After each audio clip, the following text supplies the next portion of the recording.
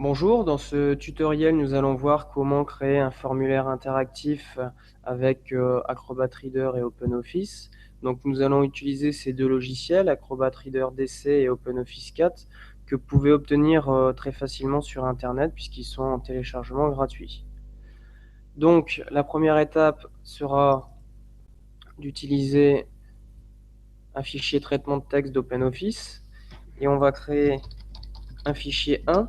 Pour l'identifier, on va noter au début du fichier 1 et on va l'enregistrer sur le bureau en lui donnant comme nom fichier 1.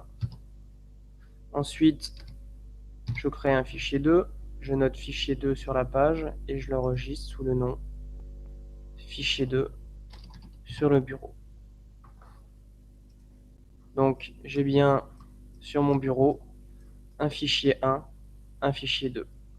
Je retourne sur mon fichier 1 et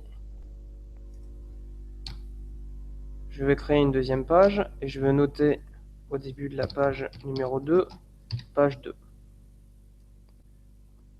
Alors, pour créer un repère, je vais mettre mon curseur au début de la page 2, je vais aller dans Insertion et je vais mettre Section et je vais créer une section. Donc, cette partie va constituer une section, ça nous sera utile pour la suite. Maintenant, nous allons utiliser les liens hypertextes. Nous allons créer des liens, plusieurs types de liens. Nous allons d'abord créer un lien vers la page 2, justement. Alors pour cela, je note lien vers la page 2, je sélectionne, je vais dans Insertion, Hyperlien, je suis dans Document, et je vais aller dans Cible dans le document, puisque je vais me déplacer à l'intérieur du document. Je clique sur la cible, et à côté de section, j'ai un plus, parce que tout à l'heure, j'avais créé la section 1, je peux maintenant la sélectionner, je fais Appliquer, Appliquer, Fermer. Et donc, quand je vais utiliser ce lien, j'accéderai directement à la page 2. Je vais créer un deuxième lien, cette fois-ci vers un autre document. Je vais créer un lien vers le fichier 2 que j'avais créé tout à l'heure. Même fonctionnement.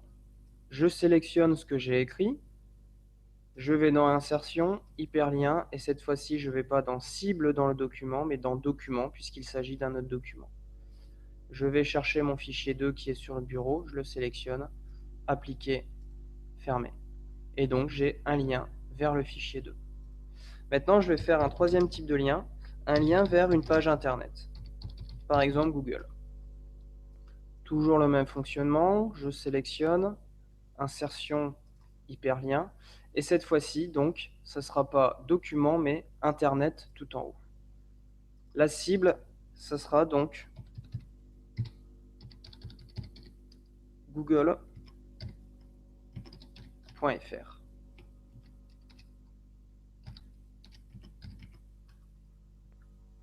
Appliquer, fermer. Alors, je vais créer un quatrième type de lien, un lien vers maintenant un fichier sonore. Donc, lien vers mon son. Toujours la même manière de procéder, je le sélectionne, Insertion hyperlien, Document, et je vais chercher sur le bureau un fichier sonore. Ici, j'ai mon son. Appliquer, fermer.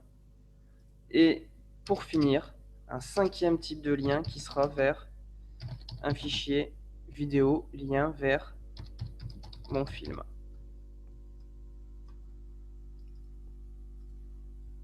Je vais sur le bureau et j'ai un fichier vidéo qui s'appelle mon film. Je le sélectionne et je crée mon lien. Voilà. Donc ça, c'est le premier aspect interactif du PDF qu'on va créer. On va créer un autre aspect interactif, ça va être ce qu'on appelle les zones de texte. Donc, je vais poser une question toute simple. Pourquoi? Je veux que les élèves répondent à cette question sans premièrement pouvoir effacer la question et à un endroit bien précis. Donc, je place mon curseur en dessous de pourquoi et je vais aller dans affichage, barre d'outils, contrôle de formulaire. Je vais avoir une barre d'outils qui va s'afficher, qui va me permettre de créer ce qu'on appelle une zone de texte. Donc la zone de texte se trouve ici, ABC, je clique dessus et je vais la créer. Donc en fait, je crée un cadre. Quand je fais cliquer droit sur cette zone de texte et que je vais dans contrôle, je peux choisir la longueur maximum du texte. Par défaut, ça sera 0, ça veut dire qu'il n'y a pas de limite. Mais si je veux que l'élève tape maximum 50 caractères, je tape 50 caractères. Nous, on va mettre 10 caractères. Alors, je peux jouer sur beaucoup d'options, sur la taille, le positionnement, sur la police des caractères, et je peux choisir aussi type de texte, plusieurs lignes. Voilà. Autre façon de créer des réponses interactives, ce sont les cases à cocher. Alors, je vais recréer une question. Est-ce que ça va?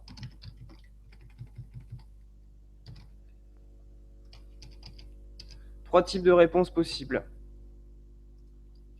Je crée une première case à cocher. Alors par défaut, il va me mettre du texte, case à cocher. Je la sélectionne, cliquez droit, contrôle, et ici, à la place d'étiquette, je vais mettre oui. Ensuite, je vais copier ma case, je vais la coller à côté. Sauf que cette fois-ci, je vais écrire non.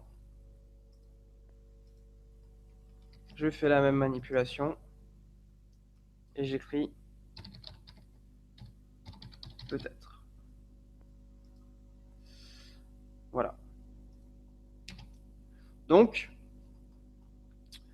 on a fini notre document.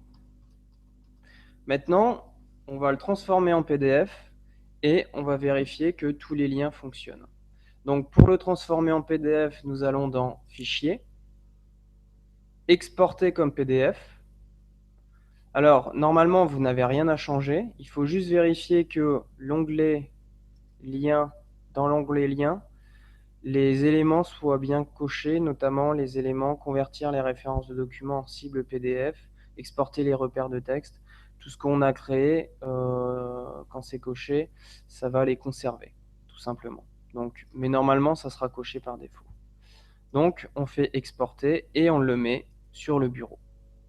Voilà. Je viens de créer mon PDF. Alors ça, je peux l'enregistrer. Et donc, j'ai un fichier 1 PDF, mais j'avais créé un fichier 2 que je vais aussi transformer en PDF. Si je vérifie le lien, c'est bien coché par défaut, donc je peux l'exporter. Toujours sur le bureau.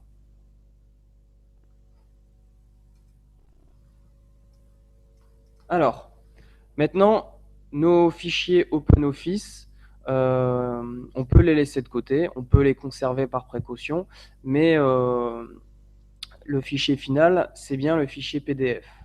Ce qui est important de comprendre, c'est que pour que les liens fonctionnent, il faut que tous les fichiers restent au même endroit. Quand je vais dans mon fichier 1 que je vais ouvrir tout de suite, cliquez sur le lien vers la page 2. Il m'envoie bien vers la page 2.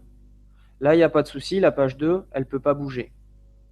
Par contre, si je clique sur le deuxième lien, lien vers le fichier 2, il me demande une autorisation, j'autorise, et là, il m'ouvre le fichier 2 automatiquement. Si j'ai déplacé le fichier 2, qui est sur le bureau, dans un autre dossier, le lien ne fonctionnera pas. Je retourne sur mon fichier 1, lien vers Google, pas de souci, il m'ouvre bien une page Google. Par contre, si le site internet a fermé, encore une fois, forcément, le lien ne fonctionnera pas. Lien vers mon son, ouvrir, il va bien me lancer un son, mais il faut que le son reste sur le bureau. Même chose pour mon film, ouvrir, et il m'ouvre cette magnifique vidéo sur un joli dauphin. Alors, quel est l'intérêt de tout ça? Vous voulez faire travailler les élèves sur plusieurs documents, sur des fichiers sonores, sur des fichiers vidéo. Ils vont devoir faire beaucoup de manipulations. S'ils ont un document qui leur permet d'accéder à tous ces fichiers facilement, ils seront plus efficaces et on a beaucoup moins de chances que les élèves soient perdus. Voilà, c'est le gros avantage de tout ça. Pareil pour les liens internet, si on veut les envoyer sur un site internet, c'est plus facile de créer un lien, ça permet d'éviter qu'ils passent par Google et qu'ils fassent des recherches qu'on ne leur demande pas. Maintenant, deuxième aspect de l'interactivité, les cases à cocher et les zones de texte. Donc l'avantage du fichier PDF, c'est déjà que ma question, je ne peux pas l'effacer. Je peux la sélectionner, mais vous voyez, j'ai beau cliquer sur supprimer, je ne peux pas l'effacer. Par contre, je peux répondre. Est-ce que ça va? Je peux cocher. Voilà. Alors, je coche non. Et puis après, on me demande de me justifier, de dire pourquoi. Alors, la réponse sera forcément courte parce que on m'a dit 10 caractères. Donc si je réponds parce que, ça passe. Si j'essaye de répondre parce que c'est comme ça, je ne peux pas noter, je dépasse le nombre de caractères. D'accord? Donc, encore une fois, ça vous permet de guider les élèves sur la quantité de choses qu'ils doivent dire et en fonction de la taille de la zone de texte que vous mettez en place, les élèves savent si vous attendez une réponse courte ou une réponse plutôt longue. Ensuite, ce document, vous pouvez bien évidemment l'enregistrer. Vous l'enregistrez sur votre bureau.